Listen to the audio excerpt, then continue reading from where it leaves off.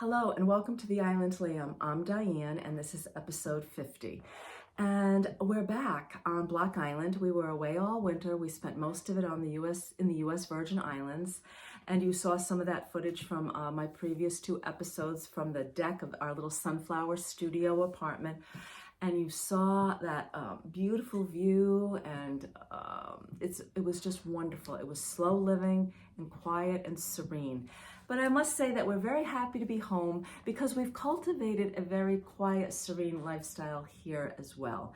We are having stormy weather, and it's funny because the last two times I did the podcast from St. Thomas, we were having similar weather. So it's gray, it's raining, it's blowing. The ferries didn't run yesterday. I think they are running today. I'm grateful to be able to be home surrounded by all of my beautiful knitting projects and yarn and back in my studio. And so I thought today would be a good day to just come chat with you about what I've been working on and what I'm thinking about. And I will say I'm a little disorganized, and I don't know if that happens to you as far as my projects go, because there's so much I want to do, but I haven't really zeroed in on it yet. Like, I haven't gone through my yarn, I haven't gone through my tubs. And this became really apparent yesterday when I went onto the Webb's yarn website, and they're having their big sale, and I was all ready to buy yarn, and then I started to see what was on the sale, and I was like, you know, I don't even know what's in my tubs right now. I stopped. And I'm trying to just slow it down a little bit, finish the projects I have going, then I'll go through my tubs, see what I have, and think about what I want to knit. So that's kind of where I am with my projects. Also, when we came home, the first thing I wanted to do was dust and vacuum and bring, open the windows and bring some fresh air into the house and just recommune with our own bed in our own bathrooms and our own kitchen. It's wonderful to be back in my kitchen with my own stove and all my appliances and my nice sharp knife, and it's just good to be home. I mean, home is where the heart is, and I do feel that when we're in the Virgin Islands, we create a home there. But certainly being back here on our little island feels wonderful. So some of the things that I'm thinking about is laundry. The first thing you want to do when you get home is get your laundry done.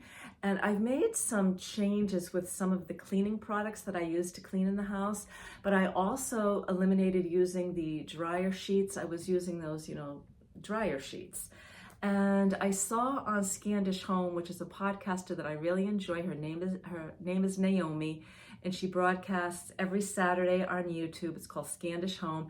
And I know some of you are probably already doing these things, but I'm new to them. The dryer balls, the wool dryer balls. So instead of using the little dryer sheets that have some chemicals in them, I'm using these dryer balls, and I love them. They fluff everything up. We just put our comforter in, and it keeps the sheets from getting all twisted. And so I'm using those now. And the next thing I want to do, and I'm going to use up what I have now. I've been using those little pods. I'm not going to name the brand because, I'm not going after anybody. I'm just saying I'm trying to use less chemicals and a more healthy way of cleaning our house and cleaning our clothes. So I'm going to use up the rest of those dryer pods, washing machine pods. But then my goal is to start maybe making some of my own with using borax and baking soda, and I don't know. I'm researching that, and I want to go onto the Scandish Homes website and take a look at what she's using. I know that she does use some different products, and I'd like to try that too. So we got the laundry done. We put the summer clothes aside for a little bit. I was happy to get back into some of my knits. I'm wearing, you've seen this, and I will mention the episode where I talked about it. It's a little 3/4 sleeve. It's got a boat neck. The yarn is Barocco. It's called Providence. The pattern is Elmhurst. It's perfect for a day like today. I still have a cozy feeling, but I'm not in anything too bulky. Though when we first came home and we started doing some of our beach walks, and I may have started with some of that footage, but I'll certainly include it.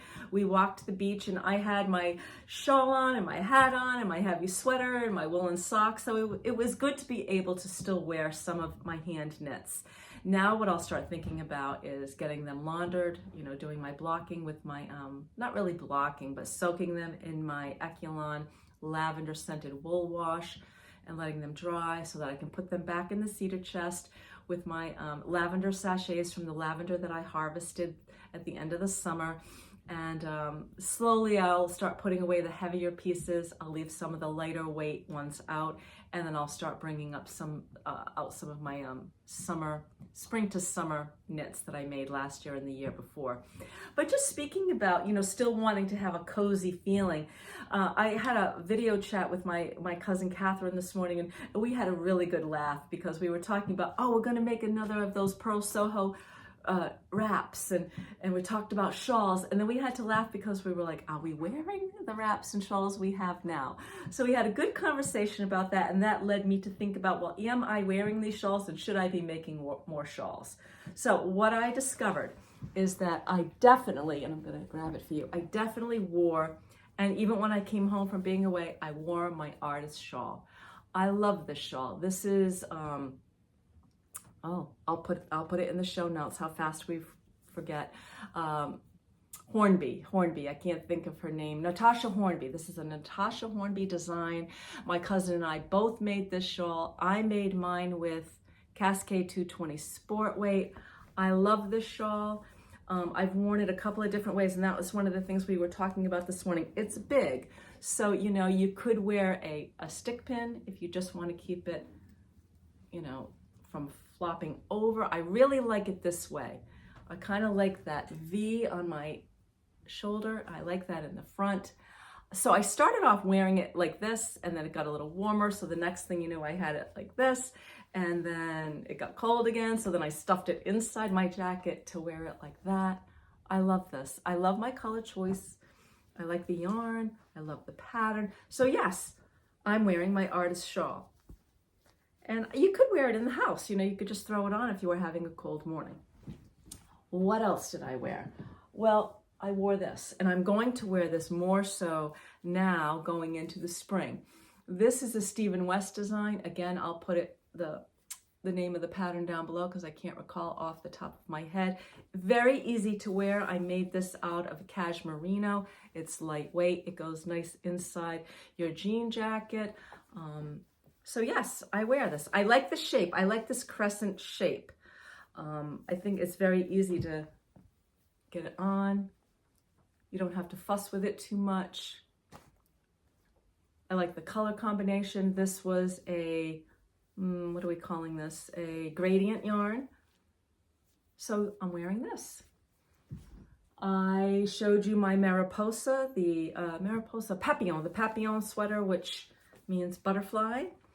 And I made this several years ago. This is also a fingering weight. The Stephen West shawl is a fingering weight yarn. This is a fingering weight too. So sport weight, fingering weight, so far easy to, it's easy to get on. It's easy to tuck inside the coat. It's easy to wear outside of the coat. Fingering weight, sport weight, comfortable. I will wear this with a jean jacket. So I wear these three shawls. I have shown you this little cocoa knit design. I'll include the name of it and the designer. This is made with the kid mohair silk. Easy to wear, easy to knit. Really, you can wear this year round. In the winter, you could wear this over a turtleneck. I mean, I wouldn't wear this, to go out on a wintry, stormy day for warmth, but I would wear this going out to dinner over a little something. And then certainly in the spring and the summer, if you're going out on a summer's evening and you may have a little breeze and you just want a little something. And every time I wear one of these, and Mom has several of these too, we get a compliment. Easy to make, easy to wear. Okay. I know that the half and half triangle and I know that Pearl Soho has even a new pattern out there, which I'm probably going to make, and my cousin and I were laughing and talking about that this morning. So this is my half and half triangle. As you know, I made several. This one was in the cedar chest. I hadn't even taken it out this year. So I didn't wear it. Interesting, right? I love the half and half triangle, but I haven't worn it yet this year. So I got it out of the cedar chest with the hopes that maybe I'll wear it before it gets too warm. And then I have this half and half triangle, which I keep on the back of my chair because sometimes I will throw that on just for a little extra warmth. I think I have worn this one more often. You know, you can wear them many different ways.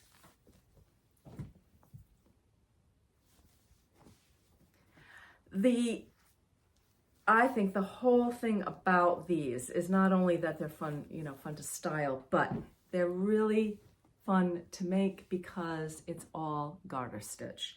And you're just knitting and knitting. It's very meditative. You really don't have to pay much attention. You can watch TV. You can listen to an audio book. And I think that has a lot to do with their popularity. This is the Pearl Soho linen quill yarn, which I love the linen quill yarn. So I'm not going to make another half and half triangle shawl, obviously, but I may have to look into what the new pattern is that some people are talking about, where you can introduce a third or a fourth color, and I may make that smaller, and that may be a little easier for me to wear. Now, I showed this to you once. I enjoyed making this. It was a Vogue pattern. I'll include the details. Looks very much like the designer Masani. Beautiful, right? Gorgeous fringe. I have a hard time wearing it, and it's the browns. I've worn it once. I mean, I've tried to wear it a few times. I've styled it over my jean jacket. I put my leather belt around it. I love the way it looks on the mannequin, but it's not something I go to, and I think it's because of the browns. So what I'm gonna do, I got a phone call this week from the Block Island Medical Center. They're getting ready to start receiving items for their silent auction. The last couple of years, I've donated a shawl. I donated the pressed flowers shawl last year. It did well, it sold. And the year before that, I donated the Stephen West MCAL, which was the 2023. And this year, I think I'm going to donate this beautiful shawl. Because if you're not gonna wear it, right, and it's taking up space in your closet or in the cedar chest, and I gift, you know I gift. I gifted my sister-in-law a cowl, and I'm about to gift another shawl, and I'll talk about that in a second. So if it's not something you're gonna gift, if it's not something you're gonna wear, I gotta decide what to do with it. So I'm gonna donate this one and raise some money for the Block Island Medical Center. So I'm showing you a photo of the Advent shawl that I made this winter. It was the Advent pattern and part of the Advent kit that came from my local yarn store in Wickford, Rhode Island, the Mermaid's Pearl. And is that just beautiful? I had it blocking on the dining room table. It's gorgeous. Now, that was fingering weight yarn, and there were minis. And so every other day for the 25 days of, you know, leading up to Christmas, every other day you got a mini. And on the other day, you got another item. And I kind of showed you some of those. There was a cute little coffee mug and stitch holders and all kinds of little goodies. I will definitely do another Christmas Advent with the yarn shop. I enjoyed it that much. So this shawl I'm going to give to my very good friend whose birthday is April 19th. And she wears, and I really noticed it, this is the friend who went to St. Thomas this year, she wears pink and purple and all orange and all those primary colors so beautifully that I think she'll get a lot of use out of the shawl. I hope so. And I did something silly this morning. I wanted to show it to you, but I went ahead and wrapped it because we're going to put it in the UPS system tomorrow. And so it's sitting downstairs and it's already wrapped and it's boxed and it's got the label on it. So I'll show you the picture of it again one more time. So that's going off tomorrow. So that was just a little recap of the shawl situation. I like them. I like having something I can just throw on, and I have to decide how many more I'm going to make and what. So if I make another Pearl Soho, this new pattern that's out, I think I want to include a very bright fluorescent kind of color with some neutrals. So if you watch Leslie of A Friend to Knit With, who I just recommend, I love her podcast. She's been in France and she's been doing a little vlog from France, and she's making one out of this kind of a beige and then a bright orange and a bright pink. And I might want to do something like that. That could be fun. Not beige for me, but maybe something with a bright pink or something fluorescent. Okay.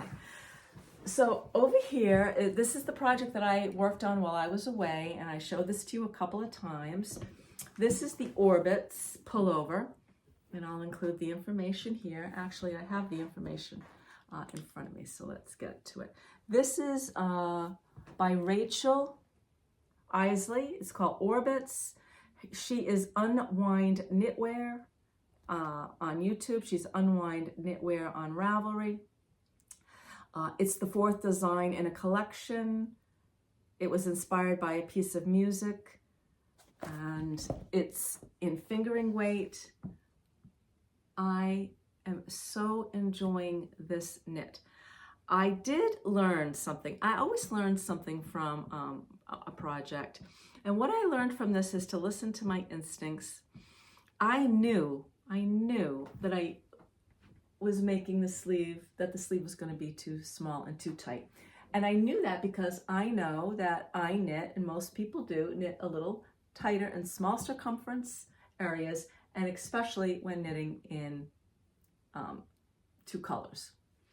And so I didn't bring my minis with me, my little mini needles. I just had my one long wire, and I just didn't listen to my instinct. And I got the sleeve on and I started working it, and of course it's just very snug where you see a lot of color work, and then it got a little looser where there was less color work, and then it got even looser when I got to the solid color. So I just said, okay, let's just stop and let's put the other sleeve on. And I went ahead and I went up a needle size, and I got the right gauge. And then as soon as I got into this area here, see in between, you see more of the plain color, I went back down to my size 3 needle, and I've had it on. It's going to fit perfectly. So I'm going to rip this back to where I put on for the sleeves, use the 1 size larger needle, and use my minis. And I wanted to talk about my minis a little bit.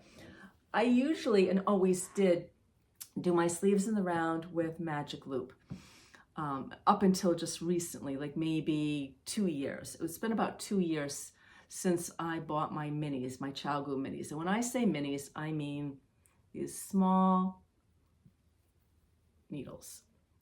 And I love them. Now, I will say about the minis that you don't have a lot to hold on to, because your regular needle is usually, what, 5 or 6 inches, right? So you're hanging on to that while you're knitting. When you go to the minis, you're going to have less, because you got to get around those small circumference. So let me show you. These are my minis that go from size 4 to size 9. They came in this little blue pouch, and here they are. So they come in a 3-inch, and they come in a 2-inch. So depending, so if you're working on a hat, maybe you want the 3-inch, or if it's a wide sleeve, maybe you want the 3-inch. I am using the 2-inch on the rib. I used the 3-inch when I was working down the arm, but when I got to the rib, because now I'm down to 58 stitches, I switched over to the 2-inch. So when you're working on these minis, the 3-inch isn't too bad, because you still can feel the needle. You can still hold on to it. When you get to the 2-inch, you're not holding on to the, you see what I mean? Your fingers are hanging on to the fabric and to the wire. So that is something to get used to. Not everybody likes that. I've gotten used to it. I love the benefit of it. The benefit of it for me is I'm not wasting time, not that I need the time, but I'm not moving those needles back and forth with the magic loop. And I love magic loop. But when I'm working in multiple colors and I'm in small circumference, and as it is, I'm watching my gauge, I'm being careful of my gauge, and now I've got my wires going back and forth. And it just always seems that no matter where I put the needle, I end up with a change of color where I have to carry that float across the wire when I'm moving the magic loop. So I'm managing that too. So it's less, I think less fuss, less to manage. I get a better gauge, a more consistent gauge, no chance for ladders, and I'm not worrying about the color work, a float coming around, you know, wherever you're moving that yarn back through. Now, I still love my magic loop. I'm not giving it up. I love it. But in this case, on this sweater, I needed to go up a needle size. I didn't need it in this part because, you know, I was working around quite a few stitches. It's when I got to the small circumference area, when I picked up the stitches and I started working down, that I knew, and I knew it, and I just kept going. I could feel that was going to be tight. I can feel it right here. And when I come over here, you can just see has a lot more give. And then again, as soon as I got into where I was mostly working on the main color, I went back down and then followed the pattern. This pattern is written so beautifully. It's hard to make a mistake unless you don't listen to your own instinct or you don't pay attention. And just decreased every 4 rows, 1 decrease every 4 rows. And I like the way the decreases were done. So one time it would be right after the beginning of row marker, and the next after 4 rows it would be after. So you know you had a nice decrease on each side of the marker every 4 rows.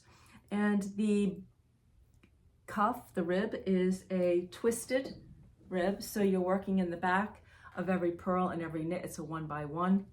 I'm just giving this a nice, you can see that's nice and loose here, nice here. Look at that drape. The yarn is lovely. That's the off-white, the smoky white is La Bien Amie, and the main color is Fama's Daughter, and I will refer back to the episodes where I talked about this. So today I'm going to finish this cuff. I'm going to back up these stitches, put this back on my size 4, US 4 needle on my minis, and I'm hoping I'm going to be able to wear this pretty soon. And because it's fingering weight, I'm hoping I can wear this right through to, you know, June. I can just see this, I'm going to say it, with white jeans or white pants, or I didn't make it too long, so it's going to be nice with high-waisted. This is a gorgeous pattern. So Orbits, Rachel Illsley, spectacular. I'm going to look at the rest of her, more of her patterns, and see what else she's got going on there. So that brings me to something I wanted to tell you about. So it seems like when I was concentrating on Vincent van Gogh, everything Vincent van Gogh started swirling around me. And when I started working on orbits, and everything was like the moon and the planets, and I showed you my knitting bag, which is the constellations, you know. And so before we went away, I bought this little 500-piece puzzle. Look at the sweet bag this puzzle is in. And I brought it with me thinking if we had a rainy weekend or whatever, maybe I would work on a puzzle, but that was just silly, and that never happened. So the pieces came in this little bag, and it's the moon, and I hadn't even really realized it. And it's by Katie Daisy, a certified moon lover. She's an artist whose paintings capture the essence of living in harmony with nature. She's an author of the New York Times best-selling book, How to Be a Wildflower, which I have to take a look into, and How to Be a Moonflower. So it was really kind of fun. And I'm also showing you a picture of the finished. So I've had the moon and the constellations, and while we were away, we were watching Venus and that alignment of all the planets.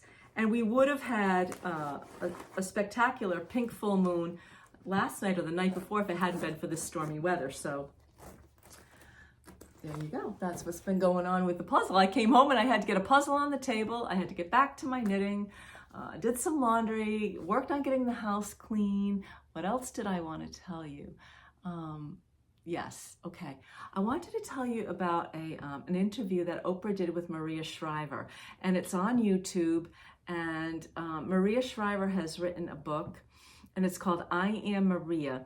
And I'm going to say it's a book of poems. They are poems, but they're very it's worth watching the interview.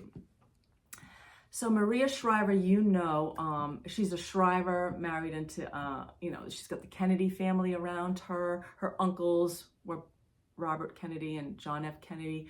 And a very interesting look into her life growing up in a passionate family. Her mother said to her, Maria, when she was little, what are you going to do to make the world better? So she didn't grow up just playing. She grew up had to have a plan of how she was going to make the world better. And I think she had a lot of pressure on her. So she talks about her upbringing, and she talks about being, a member of that family and what that was like, and being married to Arnold Schwarzenegger. So she says to Oprah, she married Arnold Schwarzenegger before he became a politician, when he was a movie star and a bodybuilder, and she thought he was the farthest thing from a politician. And then for him to become the governor of California, and her the first lady of California, was like the last thing on earth. She really envisioned herself being in a lifestyle that she ended up living. So it's a very good interview, and I do recommend that. What have I been reading? Well, I read a lot of stuff, while we were away, and not everything I would recommend. But I did just download a book that is a series. And it caught my attention because one of the book's titles is The 7 Skeins of Esther Wilding. And my mom's first name is Esther. So I downloaded that book, and then I realized that was 2 of the series. So the first book is called The Lost Flowers of Alice Hart. And the author is Holly Ringland. And it's getting great reviews. So I'm about to start that. I finished the book called The God of the Woods by Liz Moore. And this got great reviews too. And what I'm going to say about this book is I really enjoyed it because I went to summer camp as a kid. I was in 4-H. I think I've told you that. And my husband was a Boy Scout, and he was an Eagle Scout, and he went to camp too. So that's something we have in common. We both went as campers, and then we both became counselors in training. And so this book is going to take place on this beautiful property, woods, 4 generations of a wealthy family that bought this property from a family that they were in the lumber business, and the lumber business started to decline, and so they sold it to this wealthy family. And the original Peter, there's Peter the first, second, and third, and maybe fourth. The first Peter was very interested in preserving nature, and he decided to build this camp. And it had a rocky start, but it ended up being a camp for some of the wealthy or elite coming from New York or from Connecticut or Massachusetts. On this property, we have a missing child. And so the story kind of goes from there. It's a little bit of a whodunit. There's a good twist at the end. I'm not sure if I'm going to say I'm going to recommend it to you. I had the patience. I mean, there's a lot. It takes a little while to get through it. But I really enjoyed it. I enjoyed being at the camp. I enjoyed hearing it from the camper's perspective, the counselor's perspective, and then following the story and trying to determine, what happened to this child. And I think that's really all I have for you today. As I said, I've got to get into my knitting. I'm going off tomorrow. I'm going to see Mom. We've got a couple of nice days planned. I think we're going to go into Barrington and Tiverton, Barrington and maybe Warren and Bristol, these sweet little towns in Rhode Island, and maybe do a little shopping, a little cappuccino, a little lunch. And then on Tuesday, we're going to go into Newport. We've got a dinner reservation at one of our favorite little Italian cafes. And so I'm really looking forward to seeing Mom and spending time with Mom and my sister-in-law. And then when I get back, I'll be thinking about gardens. I'll talk about that going forward. I'm interested in planting more vegetables and more a vegetable garden and an apothecary garden, and doing it in containers and raised beds on my deck to try to avoid the heartbreak of having the deer eat our crops. So I'm going to be thinking about that. And then again, just what do I want to knit? What do I want to finish? And what am I not wearing, and what is not serving me? And can I give that? Can I donate that before I put everything back into my cedar chest for the season? So I hope you're in a good place. I hope that you're, if you celebrate Easter, if you celebrate spring, if you celebrate the change of seasons, I hope that you're in a good place and you have access to great yarn and you can watch a good video or read a good book, and I will see you soon. Thank you.